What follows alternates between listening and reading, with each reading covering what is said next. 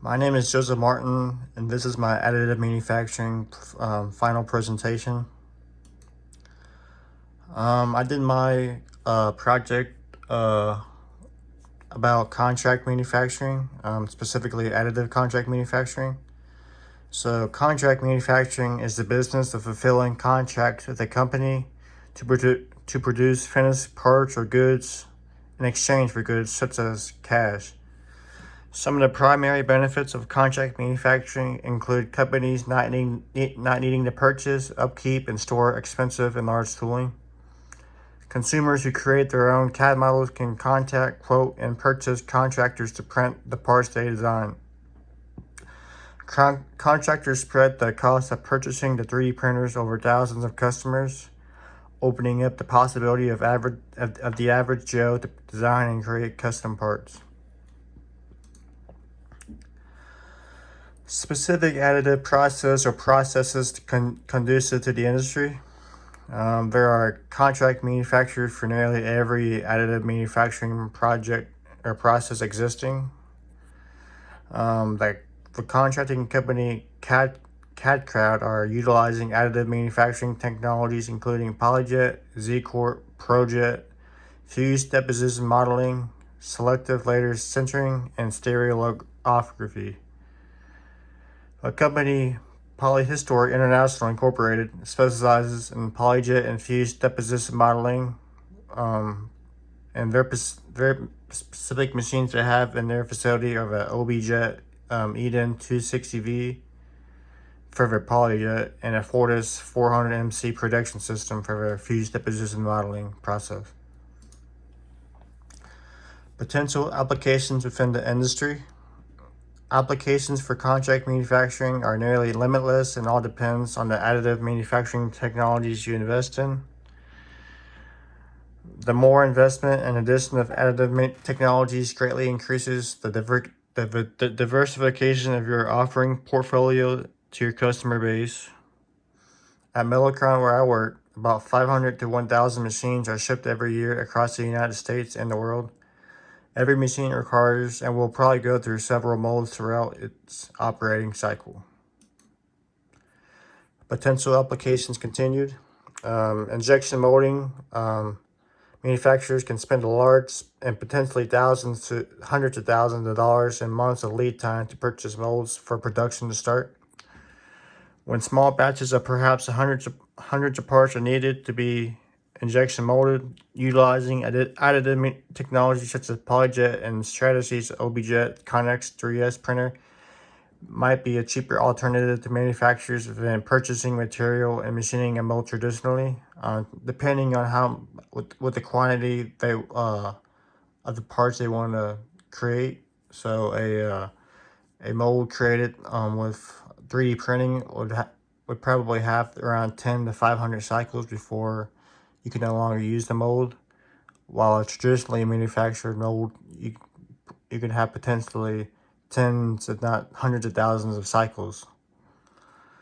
So 3D printing, the application is ideal for smaller molds. So the actual build size for the Stratasys object OBJet Connex is 19 by 15 by almost 10 inches. Millicron sells hundreds of smaller injection molding machines every year that can fit this overall mold profile, referencing the clamp specifications of robust tonnage sizes 17, 33, 55, 110, 140, 165, and 240. There are thousands of these machines being used right now in the field, if not tens of thousands. Here are two examples of molds made with additive manufacturing. So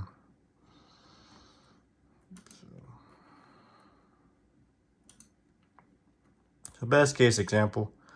So I had a hard time finding maybe the best contract manufacturer producing custom molds using additive manufacturing. So I found one that seemed to be popular. That was Xometry, and their website is xometry.com. So there's probably dozens of different contractors out there that each have different machines and different portfolio of what they can do. So estimated investment requirement. Without reaching out to strategies for a direct quote for an OBJet 500 PolyJet printer, the website 3ders.org estimates the upfront cost of this printer to be around $330,000. Cost for material can be passed down to customers, so I did not include that.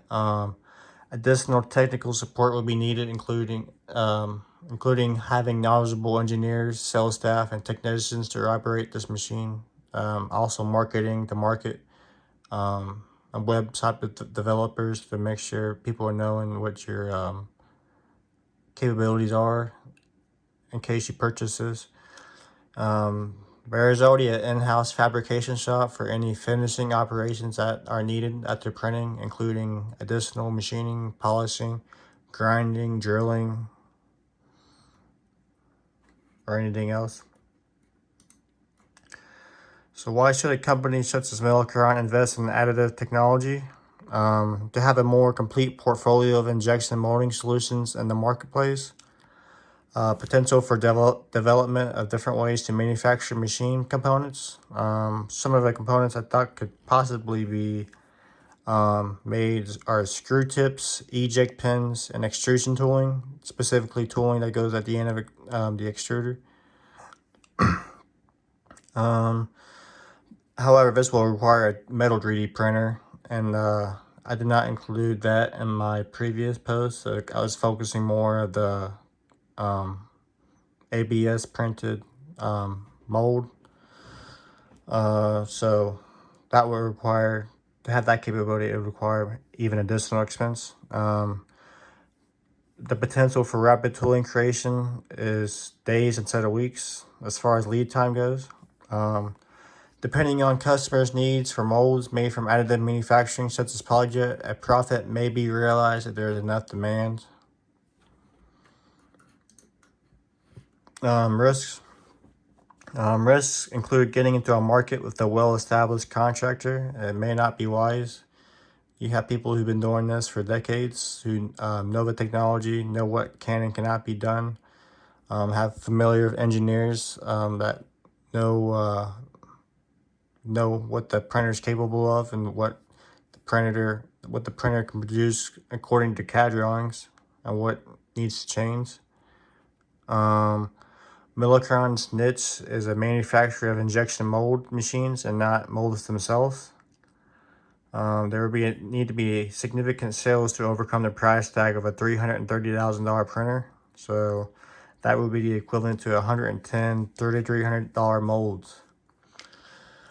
According to Strategies, a mold cycle made from 3D printing only yields parts quantities ranging from 5 to 500 cycles before the mold breaks down and it's not usable. Meaning there will need to be a very specific need for a customer to want a mold with this sort of a lifespan. So I'm not even sure if $3,300, if a customer would be willing for 5 to 500 cycles, if they would be willing to purchase a mold that expensive either. So it may be 200 molds at $1,800 a piece, etc. Conclusion. Additive manufacturing, and more specifically contract manufacturing, has great potential in tooling development, such as what's in injection molding. Having a more complete portfolio of solutions to customers and being able to develop tooling in-house in a matter of days may end up being more profitable in the long run. I think this is important. A market survey would be needed to see if customers are consulting with contractors to utilize 3D printed molds. And you would need to know the cost to buy from their sources for competitive reasons, and how many they are purchasing in a given time frame in order to justify purchasing an expensive printer such as what you've seen in the previous slide.